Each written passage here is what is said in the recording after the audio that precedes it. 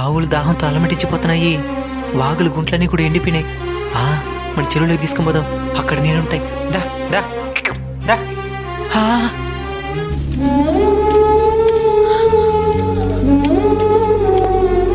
ఏమ్మా ఎక్కడ తీసుకొచ్చిన ఆవునా? దాహంతో అలమటిస్తున్నాయిరా, నీళ్లు తాపిద్దామని తీసుకొని వచ్చిన. ఇక్కడికి వస్తే చెరువే ఎండిపోయి ఉంది. చెరువు ఎండిపోయి వారం అవుతున్నది మామా. నువ్వే విధంగా అయితే వచ్చి తిరిగి వెళ్ళిపోతున్నావో అదే విధంగా పక్షులు కూడా దాహం తెచ్చుకుందామని ఆశతో వచ్చి అలమటిస్తూ తిరిగి వెళ్ళిపోతున్నాయి. చెట్లన్నరికి అడవులను ఆక్రమించి అదే అభివృద్ధి అనుకుంటే ఇలానే జరుగుతుంది. సస్యశ్యామలంగా ఉండే పల్లెటూరు పరిస్థితి ఏ విధంగా ఉంది, ఇంకా పట్టణం పరిస్థితి ఏ విధంగా ఉందో.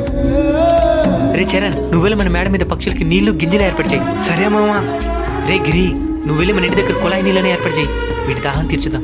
సరేనా?